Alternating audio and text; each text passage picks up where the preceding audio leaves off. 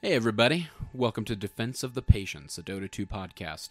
This is our inaugural podcast, and I am your host, Cyphus, sitting here with co-host Wazoo. How's it going? And co-host Roland. Howdy do. We're going to try to tackle this in a different way, I think, from most Dota 2 podcasts. Two of the three of us are very new to the game. That includes me, Cyphus. I've got about a month under my belt, sitting just over 100 games. Roland is slightly less new to the game than I am, sitting somewhere around 350 games. And Wazoo is definitely the most experienced. How many games are you sitting at? Just around 900. Wow, yeah, so you're getting close to the 1,000 mark. But that win rate is like 42%. Yeah. Yeah, it's never going to be as high as you want it to be, that's for sure. Our goal with this podcast is to sort of explain to everybody our trials, tribulations, trials by fire, as is probably a more apt analogy for what happens in this game. And just show you how we're developing as players, discuss the things that it took us a while to learn as players, and we're definitely still on the low end of the skill spectrum. We envision this as sort of a log of our development, and we hope that it will be useful to people who are new to the game, who would like to get good at it, whether your goal is to go pro and suffer through the trenches of newbieism with us until you surpass us. And win the international and, give us some money for helping you out. Just a little chunk. We'll take 5%. But, or if you're just new to the game and you want to start learning the terminology, or even just for us to be the proverbial shoulder for you to cry on, we're experiencing the same things. We're learning the same tough lessons. And I think that's kind of the goal of this podcast overall. I think what we're going to do is begin each episode with a state of affairs, where we're going to go around the room and discuss where our MMR is at, the number of games that we currently have, but we've already provided you with that info, and maybe a hero or two that we've been playing or growing fond of. Have a little bit of discussion there, and then we've got some fun games that we're going to be playing along the way. And we invite you to get involved. We invite you to email us. You can always find us at defenseofthepatience@gmail.com. Or you can reach us on Twitter at .p, DOTP, _show. You can find each of us individually on Twitter. I'm at .p _Cyphus. I'm at .p _Wazoo. And I'm at .p _Roland. And tweet us anything. Feel free to disagree with us, because I think we all, or if you're getting into Dota just barely and you're not aware of this yet, there's a ton of meta out there, and there's a lot of strategy discussion. There are a lot of differing opinions. One thing I would say is there isn't any one source of stream for new players. I mean, I think everyone who's ever played Dota understands, like, people are going to tell you when you lose them a game. But that's not necessarily going to help your skill. And maybe not very kindly. Yeah. Oh, definitely not. No, they but if you can have a forum, this is what we're trying to create here, where people can kind of call in, disagree with whatever we say, because we're going to be wrong quite often, and I think that's kind of a label we should slap on the show, is that... Yes. Well, it's perfect, really, because like all the people that want to like bitch at us for getting things wrong, we're noobs. Sorry, we're gonna get things wrong every episode. And call in and correct us, and get in some abrasive. I'm always looking for a good fight. Yeah, I'm always looking for a good fight. I think anybody here at .p is looking for a good fight. Oh yeah, send us emails, send us tweets. Disagree with us. Most importantly, please. Let's discuss. This open forum is how I would hope to view this with anyone who would like to listen, and we're going to try our best to be entertaining, informative, and just kind of help you along the way. So before we kind of get into the show here, the first thing I want to plug is a newbie guide written by Purge. It's called Welcome to Dota, You Suck. You guys can Google that. You're all, I assume if you found this podcast, you can find that guide. And it'll cover some of the basic terminology, some of which we will use, some of which I will use incorrectly and be corrected for. And hopefully you can learn along with us. And we'll be asking questions about terms that we haven't heard before. We'll be asking questions about strategy or team comps that we haven't heard before. And hopefully you find it valuable as a new player. And if you're a more experienced player, then hopefully you enjoy listening to how completely stupid we sound.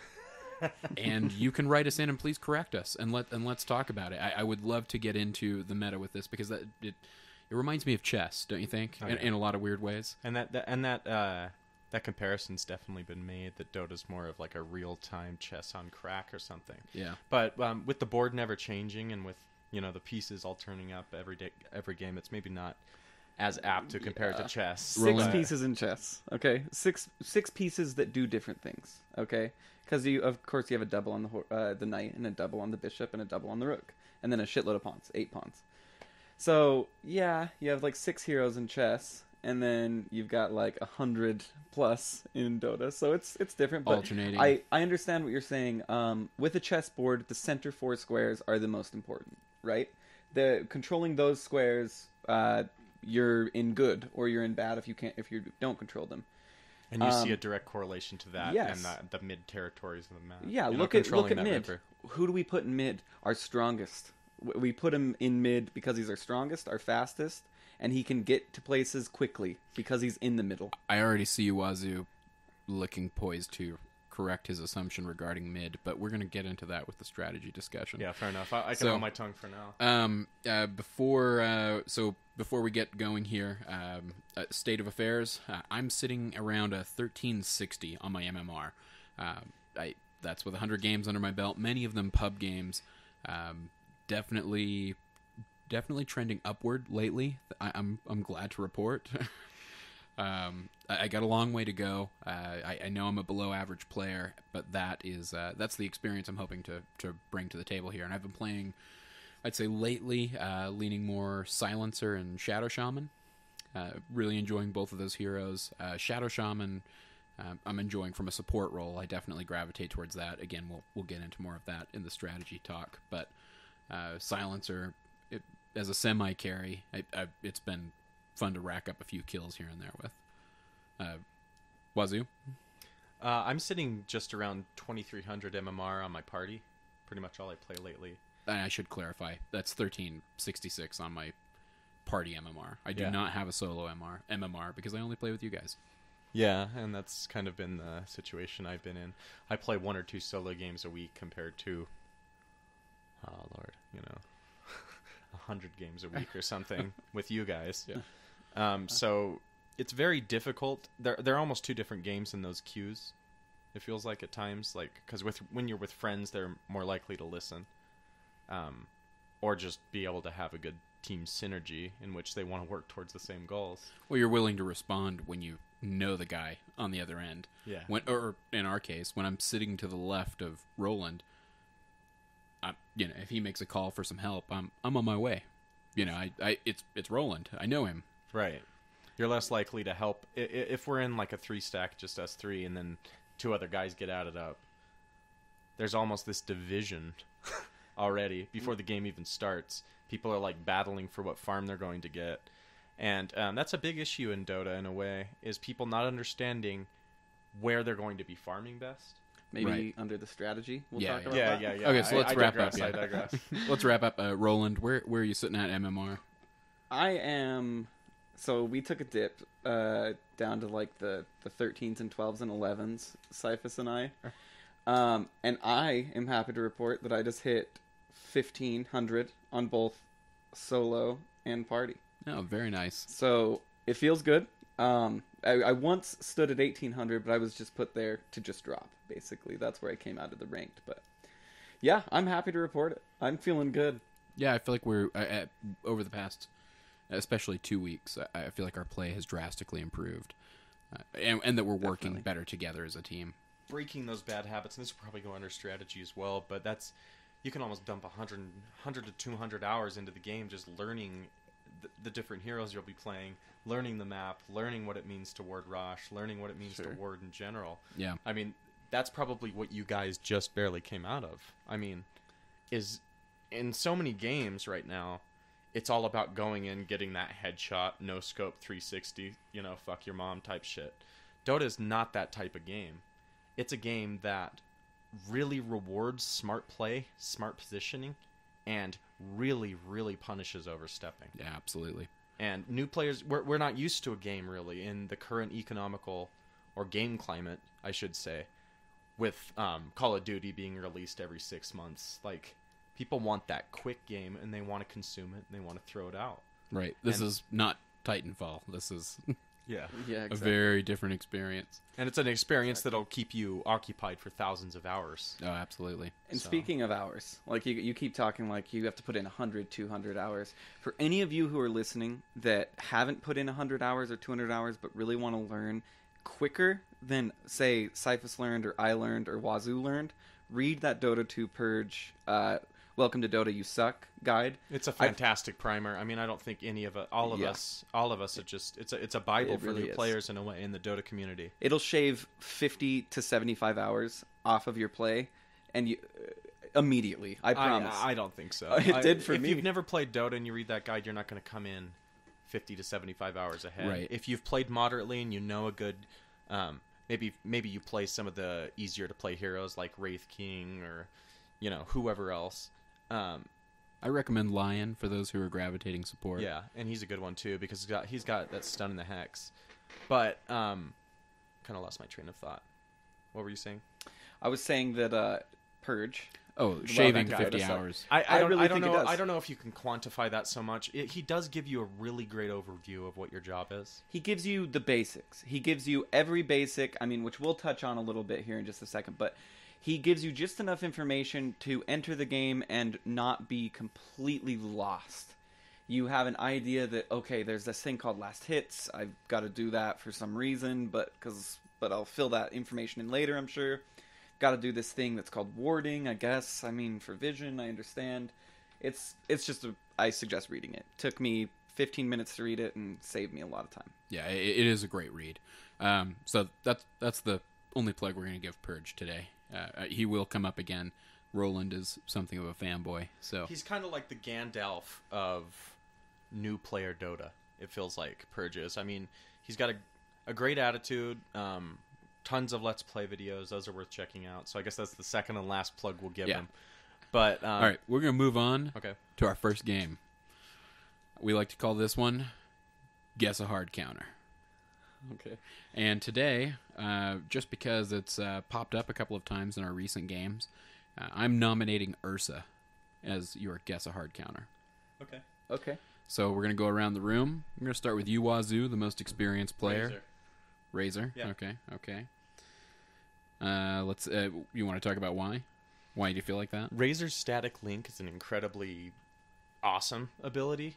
Even towards level 3, I mean, even 2 early on, you can be sapping just tons of damage from these heroes. I mean, I'm talking specifically about these melee heroes like Ursa and Sven and Wraith King. You just slap that Static Link on them and watch them come to engage you, and by the time they get to you, they're hitting for like 30 when they were hitting for 300, and you just return all that damage back. With Ursa, all of his abilities are quick damage gain abilities. With his Fury swipes and everything, it increases his damage on the target, and it can save your life as a defensive ability by sucking that damage away from Ursa as he's pounding into you, or if he's running away, you can sap all that damage before a team fight and then use it on everyone else around him. I think he's just a very versatile hero when it comes to those melee carries that need to get up close. Okay. Roland. That's tough. I was lucky enough to not go first, and I got to think about it for a second. And I kept thinking Earthshaker, because what's the scariest thing you see in Dota 2 is an enraged Ursa chasing after you, with the ability literally called Enraged. And I feel like maybe Sand King too. Something with a lot of disable is going to shut Ursa down. And something, maybe even Beastmaster Provision. I'm going to punch in Earthshaker. I'm going to say Earthshaker's a Okay. good counter. Yeah, I actually was thinking Earthshaker myself. The reason that stun is incredible. Fisher is incredible. And the Fisher is stuff. wonderful. Yeah, and it delays movement, which for a melee character is really painful. I mean, it can, it impedes movement. So meaning you can potentially pull Ursa out of the fight in some of those cases. But you can't kill him with Earthshaker. That's why I'm like, Yeah, But well, you're he's not- He's not there too. I mean, Yeah. if you can think about what Ursa needs to do to engage. He has to. If he has his ult, he throws on that ult, which gives it bonus damage for the HP he has, and then he has to go do his stomp when he gets in, and then Fury swipes. So he has 3 abilities he needs to get off to be optimal. Maybe he has a blink dagger, which might make it hard. But at the same time, my thinking with Earthshaker is I think getting- most of I the was time you're getting going to around pick up to a it. blink dagger Yeah. with Earthshaker. Oh yeah. So that would It's like count core that way. for Earthshaker. But Earthshaker is great. I mean, that guy casts up and you nail him. I mean, he's just sitting there for several seconds while that overpower that he just used just goes away. Right. You know? And then he's not going to be nearly as... Well, he'll still be scary if he's right up close to you. Yeah. But each of those swipes, they stack. And you don't want to be hitting slowly when you're attacking a unit. Right. You want to be stacking up those hits as quick as possible. And so Earthshaker can just break that chain and he's right out. I agree on the counter. He can. Okay. I think Razor's a harder counter, but I agree on that counter as well. Since you've taken Earthshaker, then at that point I'm going to go Lion, simply because you have the combo of the stun, not quite as disable. lengthy or as useful as Fissure, and the Hex Ooh, and yeah. the mana drain. Wow. So if you can does need mana. time that Hex right with the mana drain, you might, especially with a maxed out mana drain in late game, Ursa doesn't have a ton of mana. You can sap him. You can sap him dry. And he needs that, and that's the balance to the character. And now I just got a smartass remark, which would be the easiest and least expensive hard counter to Ursa would be an observer ward over the Rosh Pit. Yeah. I mean, he's doing that. He's doing that at like 6 or 7 Yeah. minutes. I mean, Yeah. you catch him every time, and that guy's out of the game. Yeah. You catch him that's 2 or very 3 true. times, And that's what He's out of the 3Flow, game. our friend, he's our friend in real life. We play Dota with him, 3Flow. He plays Ursa from time to time, and sometimes he'll kill it, and sometimes he'll just like peter out. And he's just like, and he sounds kind of like this. I'll do my best impersonation, but he's like, God damn it, like they just like know my tricks as Ursa, dude. And it's like, yeah, dude, they warded Rosh Pit. Like you can't Rosh at 6 minutes. Like Change it up. yeah. So like it's some magic. Yeah. Somewhere down the road, we will have 3Flow in here, and I think we'll give him a 3Flows corner, little bit. We play with him a bit, and he plays our mid position, and it's a lot of fun. But he's good. We'll get into the and so okay, all right. So we've got Razor, Earthshaker, and I'm going Lion. The way we're gonna decide who is the best here, because let's face it, a game's not worth playing unless you can win. yeah, We're going to use DotaEdge.com, Defense of the All Pick. It's a great tool. I recommend Googling it if you'd like to use it. Probably a little more useful in either really low MMR all pick games or in captain's mode, captain's draft. It'll basically allows you to plug in a team comp and pop up with several good counters. Good counters being heroes that counter one individual hero on the team. Great counters being those who counter 2 or more. So and, one thing I'd like to add about Dota Edge before we move on is it's not just a website that is compiled by like even a staff. It's all compiled from users plugging in Right. Their success and game successes in terms They're of how the rating game- counters. Yeah, they're that's what rating they allow you counters. to do, and it's So, really mathematically, works. it's beautiful how they built this thing. It too. works. I mean, it's not perfect, and it's not something anyone should rely on. But in terms of getting on your feet and trying to figure out what counters which, because sometimes things are completely they make no sense in Dota. I mean, you think Slardar, the fishman, is going to be weak against someone who shoots lightning at him, and that's not always the case. Exactly. It's not just like an element type game where counters counter things that they should obviously counter. Sometimes they do, of course, but oftentimes those counters are hidden deep in game knowledge that you have to put hundreds of hours in before you start to see them. So Cyphus, you want to know the winner? I do. Okay, Earthshaker is not on the list Oh, at all. okay. Razor is. Yeah. Razor is sitting at a 3.82. Out of 5. So that's Lion is also exceptional. on the list at a 4.14. wow. And can we discuss why that? Can we discuss why that might be? With that, the lack of Earthshaker. I'm gonna go with you only have one disable, and those other the other 2 Well, non-ult you have the abilities. initial stun, you have the Q spell, and then Fisher, and then you have the ground slam. You have 2. But that's not That's a a mini guaranteed. stun. That's a mini stun. But it's not a guaranteed mini stun. Yeah. I understand why Lion won. I mean, think about it. Like you were saying, you have your Q stun, which is a mean stun as Lion. It's a very Yeah. mean stun. And I think, 2 seconds, 3 seconds, something like that? I can't remember. And then you have your Hex, turning them into a frog. And then you have your burst damage, your Finger of Death. Which Ursa, quite often is running away from a fight, low health. And it's awesome if Lion can come in and just burst him down.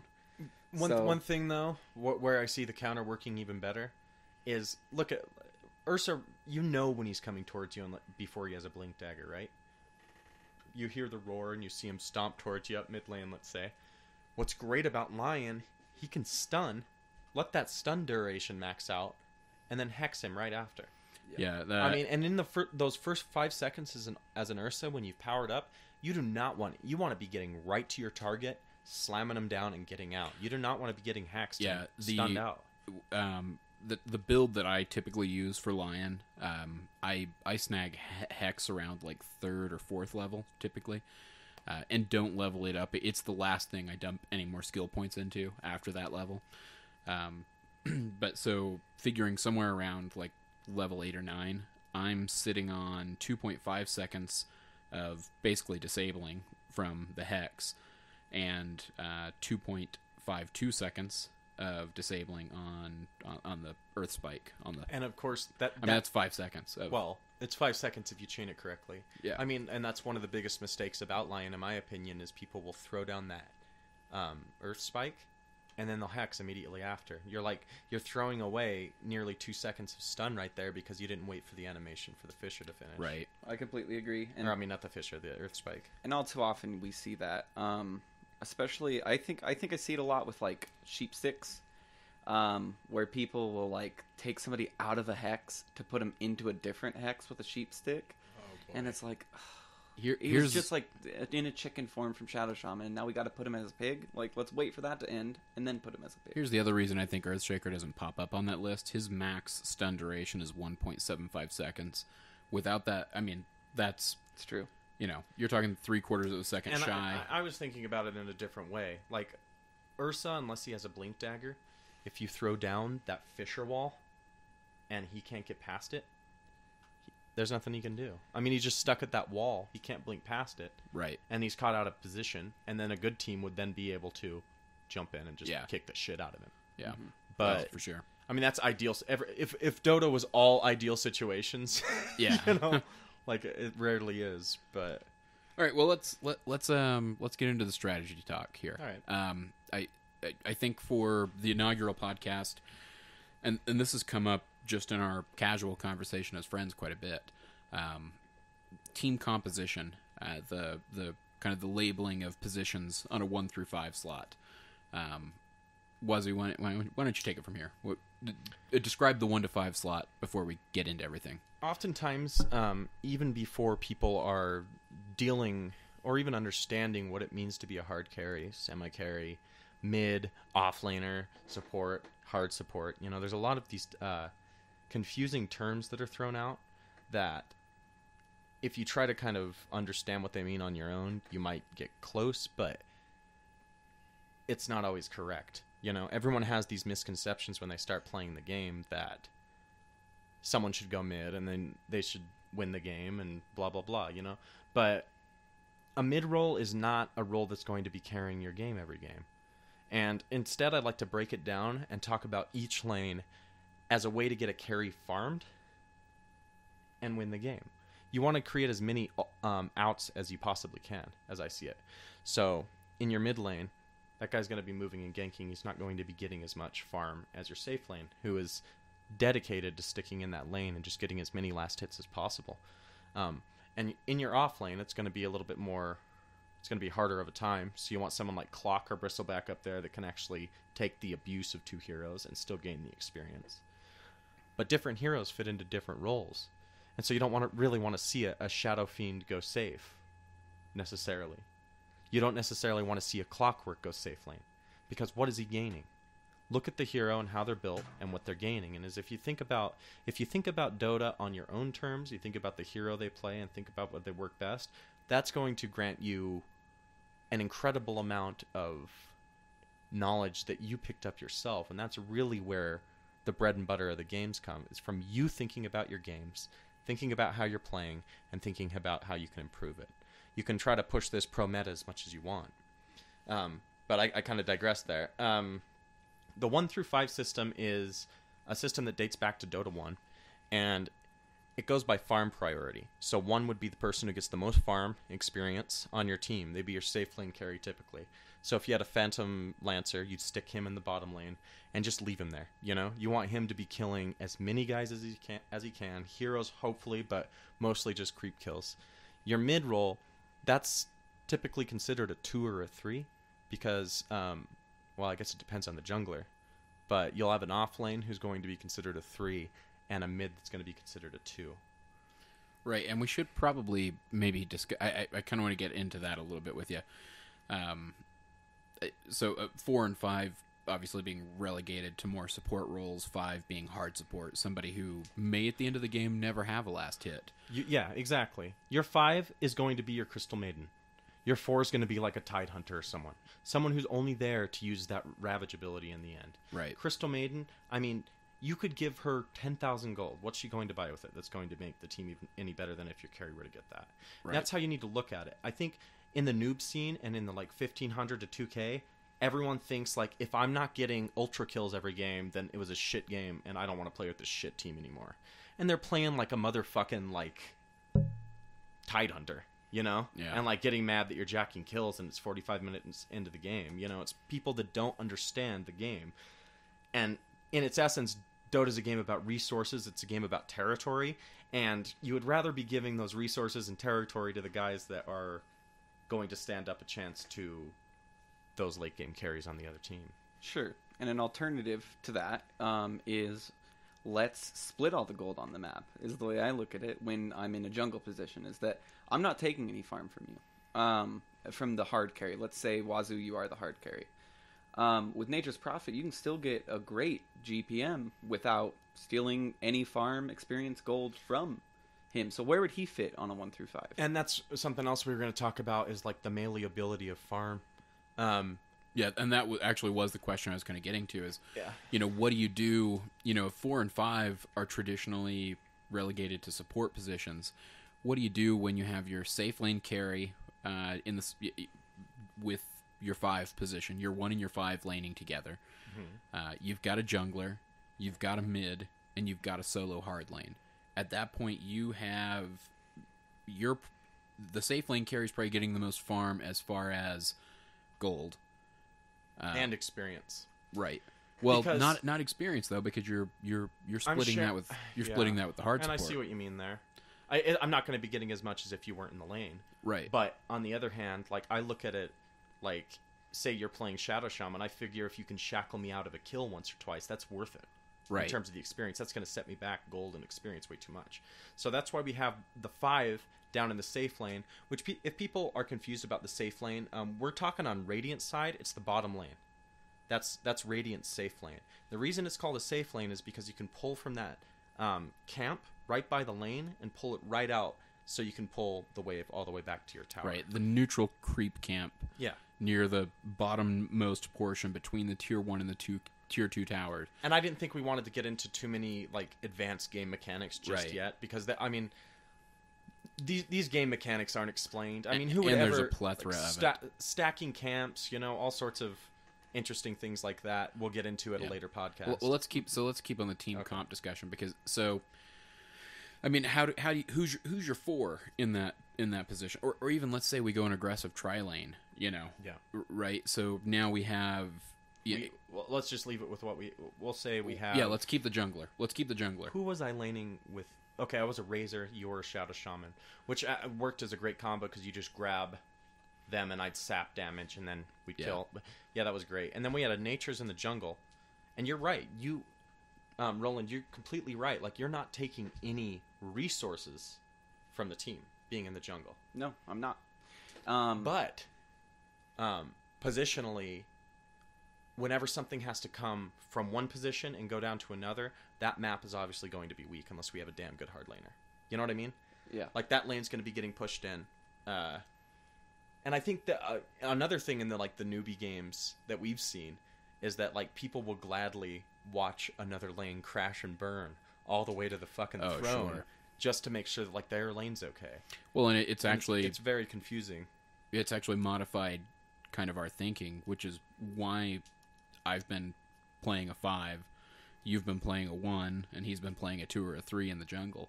I mean, we've been doing that so that the 3 of us at least are in some form of communication and within the vicinity of one another. Yeah. Because you never know when you're going to be able to count on the other 2 members of your team. Okay, let me talk real fast before we move on from this conversation about the malleability of farm. I'll use Clockwork. I've used him before. Clock, if he's in the mid lane, compared to the hard lane, those are 2 completely different games. Because you have Clock, it's his immediate responsibility as a mid to be making sure he controls those bottles. Making sure he controls those runes, making sure he's getting ganks with that hook when he hits level 6.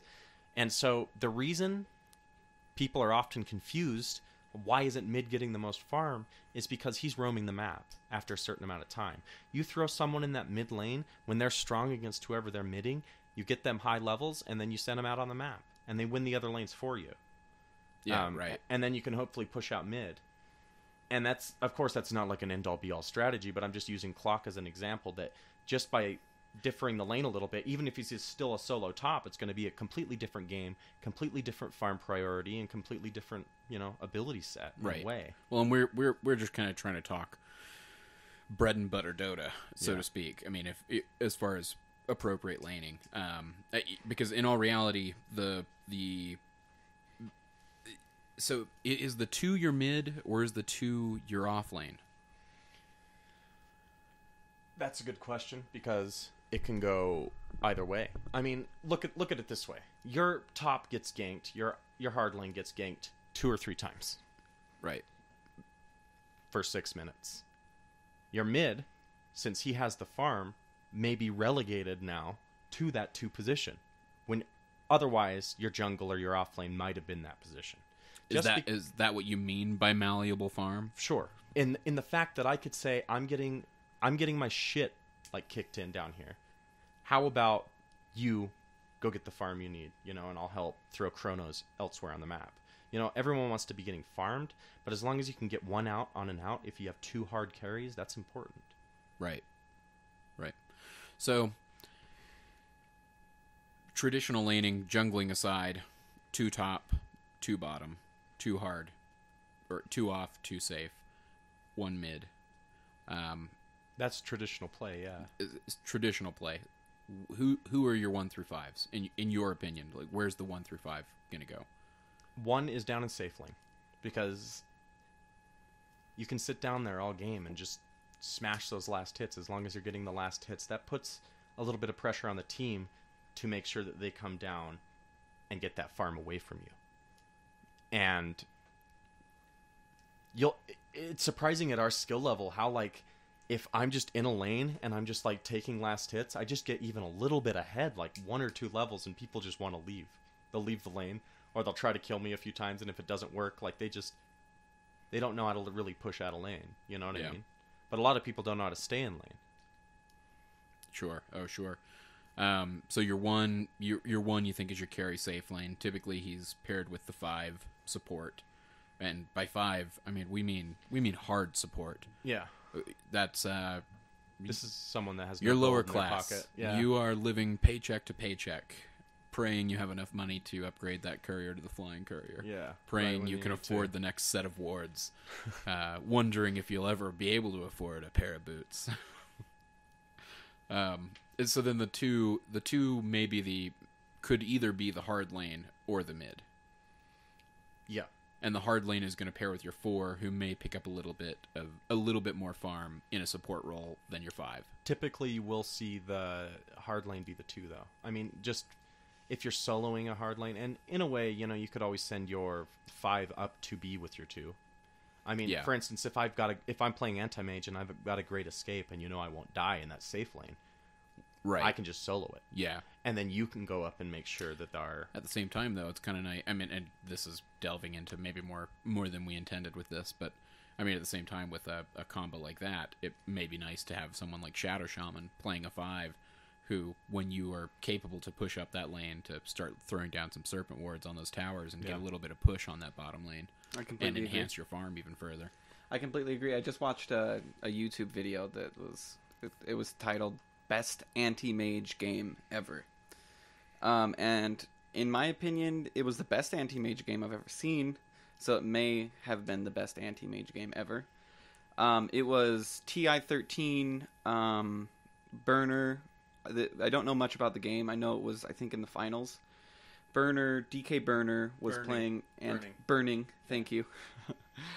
Was playing anti-mage, and he was kind of solo safe lane. Here's the thing. He had Rubik and, I want to say, Shadow Shaman in the jungle, just waiting on him at all times. Like, basically the whole team sat there and watched Anti-Mage get fed against Loda, who was Alliance, playing Alchemist. And it was a really cool game because the picks went, we're going to hard carry Anti-Mage, you're going to hard carry Alchemist. And so basically this whole team turned into 4 supports and 1 hard carry, and that hard carry was Anti-Mage. Where did they lane their Alchemist? Okay, Alchemist was on the other team. Yeah, I know. But where did they lane him? I think he went mid to start. Okay. Yeah. And then the anti-mage was in safe lane. Yeah, and it was Radiant safe too. And I don't like that from a strategy perspective. Well, they know so much more than us. Obviously, it was definitely advantageous to do. No, I mean putting the Alchemist mid. I'm not sure he was mid. I'm not sure. Okay. Because it was only from the perspective of this anti-mage. This video is only from his perspective. Was this the one where he had something like 452 last hits towards the end? He had 826 GPM or something like that throughout the game, and it was a long ridiculous game.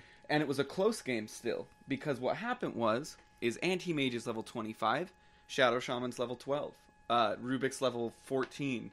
I can't remember the other 2 that were on the team, the other heroes. But they ended up winning, and it was really cool to see how, the 2 teams differed, where the differential in levels on DK's side was all level 15 and below and a level 25.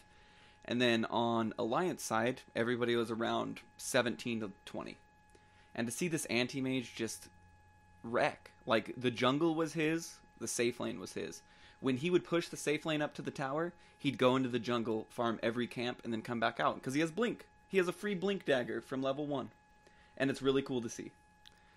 So I'm glad you got me started on anti-mage. If you want to watch that video, like I said, just type in best anti-mage game ever, and you'll get it. Burning's known throughout the community as being one of the best anti-mage players in the world, and for good reason. I mean, I heard him explain anti-mage as an incredibly slow hard game carry. Everyone thinks when they see an anti-mage not have a lot of game presence up through the mid game that it's nothing to worry about at our skill level, and then 45 minutes hit and he's ripping apart teams with his manta and everything. Yeah, and it's just how did this happen? And it's there's certain hard carries in the game that at our skill level, people want to ignore in a way. Say, we know an anti's on the team. We know he's down safe lane, but no one's contesting his farm. Can I ask you a question, Wazoo? Sure. Why is Manta so good with anti-mage? It's a core item for him for a couple of reasons. Okay. He doesn't attack very hard. You know what I mean? Sure, he can hit really hard towards the end of the game, but with those mantas and all of them hitting, it does the mana burn. Oh, every illusion all does the of the mana illusions burn. do the mana burns. So that that's just why it's saps so core the mana. for him. He blinks in, goes for the mana break, and then he's out. You know what I mean? And that mana break doesn't just work on one hero. You got to realize it works in a radius. Yeah, I've played him. So if he can get a couple guys in there and attacking with his illusions a few different targets, and then he turns into a beast. Okay, well, this could lead us to a game, don't you think, Cyphus? Guessing the background on anti-mage? I guess we could do that. Let's do it. I've been thinking about this. Okay. All right, this is our next favorite game. Guess the hero background. Now, to be fair, this spawned when I finally read one of the hero backgrounds with Skywrath, and how he lost his love and seeks to return her to physical form. The most beautiful thing ever written since Shakespeare. Yeah, it really is. I think Skywrath is his lover is fighting for the opposite side now. I thought that myself, but I'm still not sure. I can't determine if she is just dead and doesn't have a physical body. I think he's trying to return her to her physical form. I think that's what's going on. That Yeah, hey, you know that. Go play Dota, Skyrath. Get over the woman. Go play some Dota. All right, so we're gonna play Laying it out. everybody's favorite game. Guess the hero background, and we're gonna start with anti-mage. Who wants to go first? I will. All right, let's hear it. I've never read the biography for Anti-Mage. I know he doesn't like magic somehow. I think anti means against magic. I've heard that. So I'm going to posit that as my jump-off point. I think, man, I think he was in love with a sorceress or something. Like, you don't see this type of vehemence come out of people unless, there was a woman involved. I think there was a Mrs. Anti-Mage, and perhaps she wasn't even anti-magic. Perhaps she was Miss Sorceress. And sometimes these relationship compatibilities come in and we realize that we can't be with the people that perhaps we love the most. Well, everybody says opposites attract, but I read a study not long ago that's one of the most common misconceptions in society. No, I got to change my story now. He was married to a woman who was so anti-magic. So anti-magic, anti-mage. What's his name? His name's Carl. Carl Anti-Mage. He's an insurance salesman. That's why I can't take the Walking Dead seriously, is because that dude's kid name is Carl. Who names a child Carl? That is, it might as well. It borderlines abuse. Yeah, it really does. But we'll say Carl Anti-Mage, he's an insurance salesman. He gets home and he sees his wife, who is anti-magic, in bed with Leshrac. Oh, sure. And he just goes mad and swears his life to. It's like bestiality. Well, it's like it's like cross-cosmic reality. Bestiality. That guy's like a star horse or something. I don't know what it would be called. Donkey. Who knows, dude? Okay. All right. I think just from having a good look at the guy, he obviously didn't grow up with a father figure. Yeah, that hairdo. Man. Yeah, I mean that's a rebel's hairdo. It really is. So my guess is that one day long ago, while at a circus, I'm going to put him at about age 5. His father was slain, murdered by a magician. Nice. And he dedicated himself, Bruce Wayne style, to getting vengeance for his father. And see, I thought you were going to go the Robin thing. Like, he was, doing acrobats on, a high wire, and a magician was meh, and he fell down or something. I won't, thought to be I dead. won't be surprised. But listen to this irony, dude. Thought to be dead when he fell, restored by magic. Oh, great irony. The very thing he most despises. And never again. Never again. Curse this magic existence. I'm going to get that as a drop. Anti-mage, huh? I'm going to go with a little bit of a Game of Thrones type thing with Reek. Dropped off with magicians, okay? He's living with magicians. Everybody's magic around and he respects them. He's not totally accepted, but kind of accepted in this magical community. And then he goes back home and sees his family, and his family is like, "Wow, you're not even one of us anymore. Did you earn that the non-magic way, or did you earn that the magic way?" He'd be like, "I earned it the magic way," and his dad would rip the cloak off of him and be like, "We only learn it the non-magic way." And so he would go with his family belief, kind of like Reek ended up doing. Kind of like the KKK of magic. Yeah. Kind of like the KKK of magic. I don't want to be this guy here, but doesn't Anti-Mage use spells? Mana Break's it's a fucking spell. Oh, it's not a spell. What is it then? It's not a spell. It's a I've seen a lot of spells cast. That looks like a spell to me. Maybe it's some kind of psychic chi ability or something. Oh, call it what it is, It's him man. talking Call to it God, what it is. the non-magic God. Hey, Yeah. non-magic God, will I you think kill them? That's still divine magic. I've played Dungeons and Dragons, bro. It's still magic. You have played Dungeons and Dragons. Maybe there's only one spell they're allowed to It's use, not and that's Mana Break. playing Dungeons and Dragons if you're the DM, though, is it? Of course it is. Nah, dude. That's like creating the universe. No, that's it's called not having a life when you're the DM.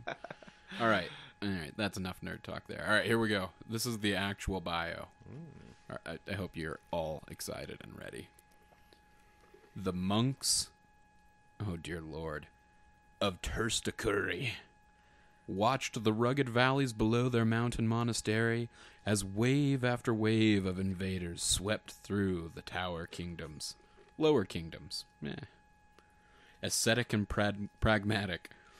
In their remote monastic eyrie, they remained aloof from mundane strife, wrapped in meditation that knew no gods or elements of magic. Then came the legion of the dead god, crusaders with a sinister mandate to replace all local worship with their unliving lord's poisonous neolosophy. I like that portmanteau. I am going to use neolosophy at some point. From a landscape that had known nothing but blood and battle for 1,000 years, they tore the souls and bones of countless fallen legions and pitched them against Terstakuri. The monastery stood scarcely a fortnight against the assault, and the few monks who bothered to surface from their meditations believed the invaders were but demonic visions sent to distract them from meditation. Isn't that sad? You're just trying to meditate, and then a bunch of ghost demons outside the window interrupting your meditation. But why is he anti-magic? Hold on, wait. Oh, we're not done. Oh, They okay. died where they sat, on their silken cushions. Only one youth survived. A pilgrim who had come as an acolyte, seeking wisdom, but had yet to be admitted to the monastery. He watched in horror as the monks to whom he had served tea and nettles. You know, because that's what monks do. What's a tea nettle? and nettles. What's a nettle? I think it's like a crumpet. You would know. I'm guessing it's like a... Yeah, I would bet know. It is a crumpet. I would I bet know. it is a poison, crumpet. poison nettle. Yeah. To whom he had served tea and nettles, were first slaughtered, then raised to join the ranks of the dead god's priesthood. With nothing but a few of Terstakuri's prized dogmatic scrolls, he crept away at the comparative safety of other lands, swearing to obliterate not only the dead god's magic users, but to put an end to magic altogether.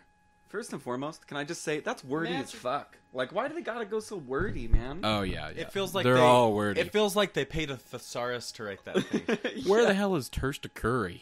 Is that what north of the dire side? Is it a person? Is it a place? Or is it a thing? That should be the I don't next know. game. Well, I Yes. think it's the. I think it's the name of the monastery. You know what's kind of screwed? Anti-mage, like, So he's basically a monk. he doesn't have a lot of depth. That guy. Or I mean, actually, like he's not even a monk. He's some, like a new some age evil monk. magician lords kill your monk friends, and like so you hate all magic now. No, Come the on. dead. Is But it he the took dead god? scrolls with him. He is going to use magic to rid the world of magic. That's the vibe I got. There's a lot of cognitive dissonance with this here. Anti-mage. Yeah. He needs to see a therapist. Well, he's probably just screwed up from like being a kid and watching all of his monk friends be brutally slaughtered in front of him. I think some cognitive behavioral therapy, being a little bit more mindful of your feelings, trying to regulate your emotions would be really helpful for him. Cyphus, I could just see him in a shrink. Cyphus, that was a great shrink's idea. office. That boy needs therapy will be our next game. Yeah. Pick a hero that needs therapy. Therapy sessions. Yeah. Dota therapy. Defense of the therapy. So who got the closest? Well, we all had like dad issues, which probably said way more about us than it did him. Yeah, probably. There's no winner in that game. Everybody's a loser. But we got to know a troubled youth today. Yeah, now we know Anti-mage. Anti-Mage. I think I'll be his big brother, big sister program. I don't know.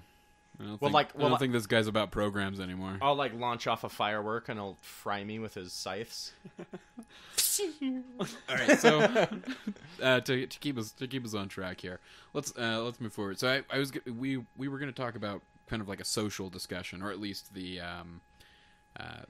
social atmosphere surrounding Dota. I feel like that's an important thing to discuss. You for mean the an inaugural cancerous podcast. blister that is the community? Sometimes, but I feel like we've gotten lucky in a few spots where we've met some really cool guys to play with. Our buddy, who I think we're going to leave his screen name out of the chat, at least until he okays us talking about him. But Yeah, that seems only fair.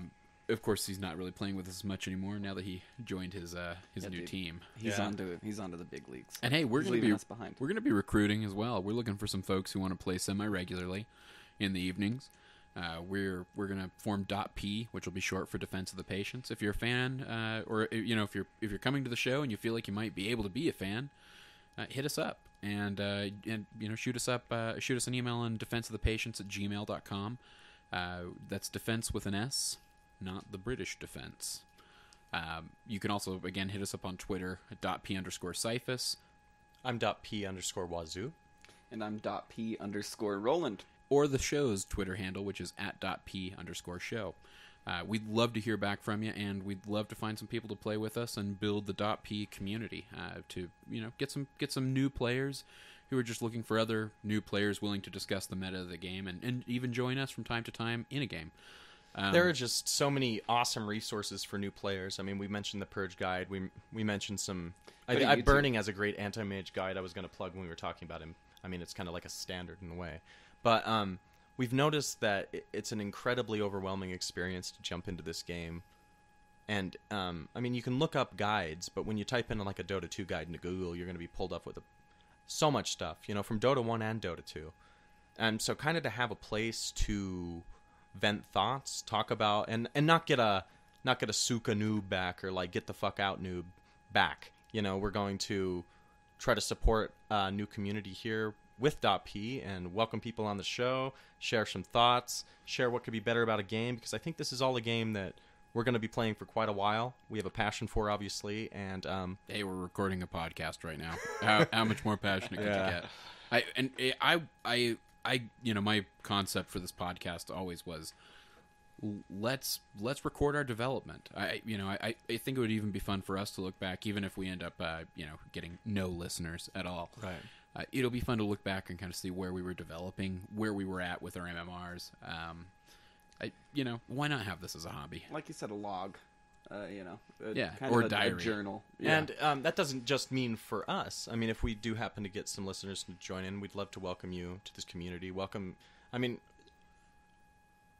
Main thing we're doing here is, of course, we want to play a great game, but we also want to treat each other with patience, because sometimes when someone messes up your great team gank and just ruins it for your whole team, you want to, even if you've known them for quite a while, like stab them in the chest a few times. And so we're really trying to maintain that patience through our, formative years, I guess. Yeah, and that's definitely the point of the name. It is defending it. It's maintaining your patience as you learn this game, because there's a vast amount of meta. There's a steep learning curve, especially for a video game. Yeah. I'm a psychology major, so I've been reading a lot about video games lately. And so much of how we base like new training programs frequently is based off of video games. Video games are essentially skills to master, and we base, like I said, a lot of new training regiments off of kind of the concepts that game designers are using. And I suspect that Valve is all too aware of that, especially after kind of perusing the job section and seeing that they're looking for clinical psychologists, which is a very tempting, very tempting position to apply for down the road. But on that training regimen that you said, I really doubt anyone that wants a good training program is taking from Dota, because that training is kind of miserable in a way. What I mean in that respect is video games are very good at helping you master subsets of skills to master a skill overall, to master an overall game, to accomplish an overall objective. Which and is in really, that sense, Dota 2 is very good at that. Absolutely. You can pick off little sections and say, hell, I'm going to focus just on offlane heroes for a while. Yeah. You can just focus on that. That'll fit into many team comps. Yeah, and that's kind of more what I mean is we've been using the way that designers build video games as almost a template for how to design training programs at times. Because it slowly introduces you to new skills. I mean, when you think about the concept of a game, and Dota's a little different, and probably way more complex than the kind of template they want to use, but just think about your basic, even your old basic platformer game. Each level was subsequently harder, and it was your experience with the previous levels that helped you get past the next level, right? Right. And learning those skills, those tricks, those maneuvers. That video games are something that can be mastered. And in fact, a lot of studies show video games aren't fun unless you can master them. Yeah. And that's kind of somewhat of a digression, but not much when it comes to Dota. It's a game that'll try your patience. It'll make you want to be better. It'll make you so angry. You know, it's a game that's good because it challenges on a many like, it's just so many different levels. It challenges you on. It challenges you with your people skills. It challenges you with your coordination. It challenges you with. It definitely challenges you with your people skills. Yeah. And I mean you, Wazoo. No, I know. Believe me, it challenges me on a daily basis. It's very, very difficult at times to keep your cool. Keep your cool, and when you're on a sinking ship, and you're just sinking slowly into the ocean, watching this game capsize, it's really frustrating to have everyone blaming each other. Right. Blaming each other as the boat sinks. Well, keeping the ship afloat requires everybody working in coordination or getting the ship back on track. But if everybody sees the ship sinking and starts running for the lifeboats, then the ship's lost. Indeed. I think I'd also like to plug here that, as Cyphus said, we really are looking for other folks to play with. So anyone wants to play with .p, let us know. We need a couple regulars. We're looking for supports and semi-carries. Well, I guess really to make it easier, we're looking for someone who might rotate support with you, Cyphus. Well, I'm enjoying playing a support, especially now that I'm increasing my repertoire. Initially, I was just supporting with. But you're going hard supports, so really a utility support would be great to have on our team. Sure, a mid hero or people who are comfortable soloing off lane for when we implement those strategies. Jungle with the jungler yeah. and the hard carry and hard support safe. It's very difficult at times to play Dota, even if you have a 3-stack and you get 2 people that are just completely disagreeable. You know, it's just. Well, and I want to get into the captain's draft, but I definitely agree with you that captain's mode is not as fun and definitely a bit more risky when you don't have full communication with the other 2 players, or one of the other 2 players kind of wild cards and grabs it and doesn't have any interest in communicating with you. Yeah. Okay, we're going to move on now to our third game, Defend Your DotA Dissertation. The concept behind this is to kind of call out somebody's play, whether it was a good play, a bad play, probably mostly a bad play, criticize it, allow the person to defend themselves with the particular build or strategy that they implemented, or to admit that they were wrong, and just kind of what was going through their mind at the time. So this week's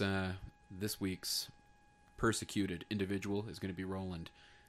He's going to defend his DotA dissertation for not putting boots of any kind on Nature's Prophet at any point I'll defend in the game against any of you motherfuckers. Well, I'd like to bring up, and I know this is going to be a little bit painful, but in our last game, and we'll put the ID up in the comments or in the episode description here. If you want to witness the moment, the epitome of this moment,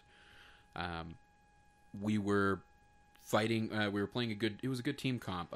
I was I was Silencer. You were playing Razor. You were playing Nature's.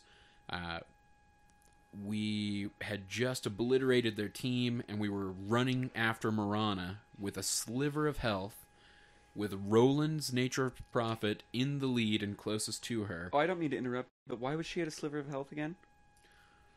She was at a sliver of health because Prophet took her to a sliver of health. Is that why? I believe Silencer got several hits off on her as well, if I remember correctly. Continue. Well, hey, great buddy, you couldn't seal the deal? You couldn't. I'll defend my dissertation when it's time. Man, if you, I'll defend it when it's time. Okay, all right, it's time. That moment where we were chasing Mirana, and we probably shouldn't have even been chasing at that point, but the three of us were hot on her tail, and nobody could catch up. I actually wasn't playing Razor in this game. I was playing Omni Knight. Oh, that's right. Yeah, and I was wanting Nature's to Shadowblade up next to her, so I could just. I didn't have a throw down Shadowblade or boots yet. This is like it was at the 18-minute mark, I think. Yeah, 18 minutes no boots. That's gonna be a hard defense. Yeah. Okay, we'll see. All right. Why? Okay, Nature's Prophet. I've been playing a shitload of Nature's Prophet. I originally started because somebody we played with was playing Nature's Prophet, and he was pretty good. And so I was like, wow, I'm going to play Nature's Prophet.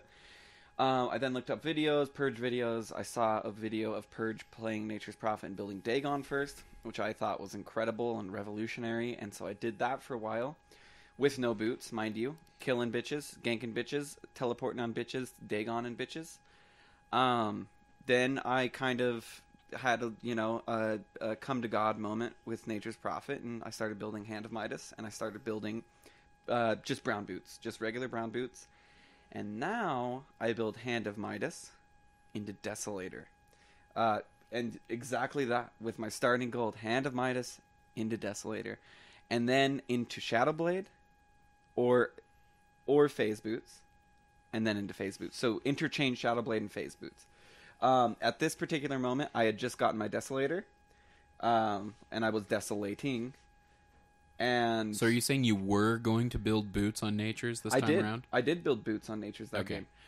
I mean, just not at the. I didn't have them by the 18-minute mark. We're not crazy here. I mean, we have played several games with you where you did not build boots at all. And the particular moment you guys are talking about is we're chasing through Dyer's jungle, and we're Radiant. We're chasing Mirana through Dyer's jungle.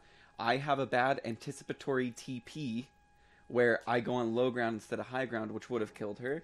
Then I tree trap, she pounces out, and then me and Wazoo are right on her tail when Wazoo gets the inclination to click on me to see if I have built boots yet, and then of course over TeamSpeak let me know that I haven't built boots, and what an idiot I was. Listen, what I said was, don't get it twisted. That's a terrible Obama. Yeah. It's sad that I even knew that was Barack Obama. I know that's your so attempt. bad. So bad. What I said was, I'm not going to give you shit about not getting boots, but you would have had that gank if you had the boots. Which, by the way, is a passive-aggressive way of actually giving him shit about exactly. the boots. It's a really passive-aggressive way. Well, sorry I couldn't... I think we still won the game. Sorry. Oh, we did. We squashed the game. Sorry I couldn't go 20-0. Sorry I had to go 19-0. Okay?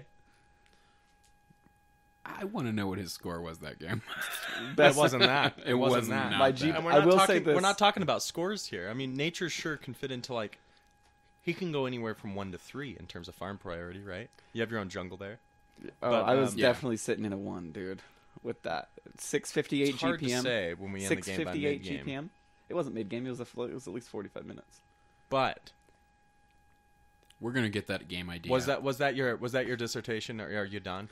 My DotA dissertation is, I believe my Nature's Prophet is best with Midas Desolator, then Boots, or Midas Desolator, Shadowblade, then Phase Boots. Okay. I will defend that against any of you. Okay. We're going to invite everyone now to please give Roland any amount of shit. Even if you're not calling in or emailing or twittering or anything, just use your mind to send bad juju. negative thoughts his Bad way juju. for not buying boots. And we can actually give you his home address. You can just Yeah. send him 60 pairs of boots. Like, or if you would like, please do write into the show, defenseofthepatients@gmail.com. And in this case, maybe don't tweet the show because we are all aware of how bad the boot situation is. Go it ahead might and just hit make up, us more frustrated. Yeah, just go ahead and hit up Roland for us at @p_Roland on Twitter as well. if Yeah, wanna you tweet can him. tweet me all you Okay. want. Give him 140 characters worth of shit. You know? In terms of like the Dota University, I am a sophomore, I'd say, in terms of my Dota educational journey. and I'm We were going doing- through orientation. Yeah, you're going through orientation. You know, you've already got laid once or twice, Well, you know. maybe. You're a sophomore though, but you've been like, I'm going to take 3 credit hours per semester. That's what you've been doing, and you just barely hit sophomore status. Hey man, if You've you been can playing make this game forever. And let's be honest, you changed majors quite a bit along the way. Yes, you did. one thing, I can I rebuttal against this dissertation? Oh, absolutely. I'm just inviting others to rebuttal. Or I if there is someone out there who agrees with Roland, that one you got to send to the show. yeah. If you really believe, because I'm not convinced in the least that is ever a good idea, or even that his build order is accurate right now. If you do send into the show saying you agree with Nature's Prophet and you can say why, or agree with my build for Nature's Prophet, I will give you a Nature's Prophet set. I really will. Okay, I like that. Yeah. I will give you a random set for Nature's Prophet and some cool treants. Now but I almost Now I'm But bribing. but I'm saying, let me say this. Before you get that set, you need to give that come on. set to You you. need to come on the show, and you need to make your dissertation. Okay. And you need to get a rebuttal from Or us. just write us an All email. right, I agree. This is going to be the reward. If we are going to offer 2 rewards because I feel like you're maybe kind of messing with the potential results here. I think you're encouraging It's someone bribery to is defend what you. it is, It really. is bribery. So here's my counter. So yeah, you We're got a gonna shit pick- dissertation. You need to bribe. We're gonna pick, and I pray that we're right on this one, and that no one writes in defense of his stupid build. But we're gonna pick the best defense of Roland's ridiculous stance. No boots. Defense no of Roland's boots, and defense. Hashtag no boots 2014. And he will provide you with a Nature's Prophet set. Those Cyphus, do include the little tree men that you spawn as well. Cyphus will provide you with an even cooler Nature's Prophet set for the best counter argument to Roland. Oh, boy. Okay, wow. Well, that's easy. That's bribery. That's Well, bullshit. can I is what counter? that is. Can I? Are you going to defend your can I DotA counter- dissertation on being a shitty player, Cyphus? That's for next week. Yeah, That's the next entire week's theme episode. of next show is how shitty Cyphus is. But for now, I'm going to dissertate in your general direction. I'm good at Let me dodging just hooks. frame this by saying, sure, there was that one occurrence that we saw you miss that gank that you could have got. Just based on movement speed alone. 50 more movement speed, we probably would have... Well, but we we're not probably even. would have caught her at the river. Not Oh yeah, we're not even watching him most of the time though. Yeah, is the not sad true. thing because he's over there in the jungle, all doing his own thing. God only knows how many times he's died without the boots, without us noticing. No one knows. You know. Apparently you can't read then because it's pretty obvious when someone dies. Oh, It I shows know up when on you the die, screen. but how many of those times is it because you didn't have boots? But I don't you're- know. Click but on you're me not more man often. enough to admit it. Why don't you take all the time out of your game to just click on my inventory all the time is when I'm playing Oh, Matrix I to didn't make know. sure. I didn't know I had to micromanage you. I didn't know. I didn't know either. Oh wow. I'm Well, sorry. when it comes down to it, That was these are some facts I'm going to drop on all you. In terms of value in Dota items, let's take a look at some basic items we buy at the beginning of the game. Tango, great fucking value. Because it not only does it give you a 4-stack, you can share it with teams, it gives you a little bit of regen, Lane really helps maintenance. a lot. Yeah, lane maintenance. Saw you pick up 2 sets as Shadow Shaman in your Yeah. safe lane, which is a brilliant idea. Hey, when every We other didn't fool, never have to go back. when We didn't every never other have to go back. when every other fool is bailing who bought the one set, Yeah. I'm still there farming. Right. Yeah. You're Yep. still there. Because those 2 tangos keep us fine in lane. Yeah, exactly. With you though, you're in a precarious situation because you rely on our hard carry to make sure our jungle's warded. And if you're caught out of position and a guy is like halfway through Hard the support, jungle, you mean. hard support, yeah, that's what I mean. Say a guy gets into our radiant jungle and you're sitting there farming. If you're getting jumped and you don't know he's there, even if you see him from a little way back, he's going to catch you if you don't have boots. It depends on what guy. Like, Sure. I mean, And this is that's such the a thing, that's the circumstantial thing. game that okay, you're like. is this college? Like, you could say, like, I played dodgeball with some kids in elementary school and slammed them, and I didn't buy boots, and so I won. But, like, when we get into the big leagues, No, I'm just saying it depends on the hero. Like, yeah, some heroes I'm fucked if they get on me. Like Doom, for instance. If Doom pops into our jungle, Not and if you he buy a dooms Lincoln's. me. Oh, a Lincoln's. What? Yeah. And what point in the game are we in? Like, you're Yeah. you're bringing up a yeah, point. let's Go for let's That's keep like- it. but I assume by the time he's able to Doom, and if you can't outrun a level 1 Doom, Like, then you're maybe you like- need some boots. You're talking to me. It's like you're bringing up a movie and you're like, that was a good movie, and it's like, oh, what was good about it? I don't know. It was a good movie. What Like, I'm saying, you say Doom will shut you down in It's jungle. such a You know how he's circumstantial not going to shut you down, even if he does Doom you, is if you can outrun that slow bastard with some fucking boots of speed. what if a rook's on your pawn? And it's like, what if a rook? When would the rook be on my pawn? What would be happening? It's like we're comparing this to chess. You need to be much more specific. You're using a straw man argument to compare the things. I agree. Straw I man? agree You're on this using a front. straw Yeah, man argument to yeah. compare different games. I need what a I'm champion. I need a champion to defend me. Okay. No, 9 times out of 10, you're fucked in the jungle if you don't have boots. Okay. Agreed. Why What don't you should be doing, come to I the agree jungle, with the man. Midas. I agree with the Midas. But first, I don't agree with going a damage item after the Midas. Okay. You do one for you, You can and then you defend do one that for later, the team. and I will You argue do one that. for you, then you do one for the team. Okay, I'm doing one for the team the whole time. Okay, By getting racking up yourself them Midas kills. gold. Yeah, Modest, yeah. Yep. That's one for the team for sure. 190 for the team to be precise. Okay. All right. We're gonna end it there. Feel free to email us. Those offers definitely stand. Before this goes to fisticuffs, we're ending the podcast. All right. We're gonna do 3 quick things before we end it. Yes. Please hit us up at defenseofthepatients@gmail.com. Those offers stand. we will provide the nature's profit sets to the two best arguments. Definitely hit us up. Fuck, I'll throw in an Kunkka Immortal. If he loses. If he loses the argument? If a guy comes on the show and if I get to sit back like Julius Caesar... Well, we're going to read emails is what we're going to do. We're going to read emails and look for the best email. That's what we're going to do. And I want to bring that person on. I want to see the venom in that man's voice, and I want to see it pointed right towards Roland. To my champion. I will give away Let every it be immortal known. in the world. I swear. A Roland pays his debts. Okay? A Roland does pay his debts. But I he don't know just about can't a buy Cyphus boots. and Wazoo. Okay, I'm moving us forward. Okay. All right. I want to do one quick thing. We're just going to really briefly hit on some Dota 2 news. I feel like we ought to do that every once in a while. Yeah. Get used to the community. We're all new to the community. Very new. Yeah, let's learn a bit. The article I decided to pull up just because it feels semi-timely. It was about the international.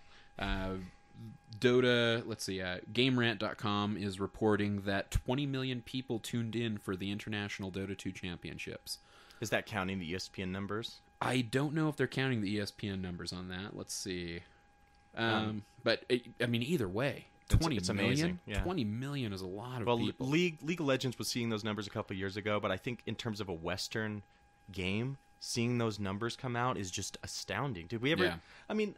We've all grown up in a time where video games have gone from being like living room parlor entertainment like Super Mario to being something that is a real big time sink, real big way to spend your time and have a fun time doing it. Yeah, video games have become a hobby and as...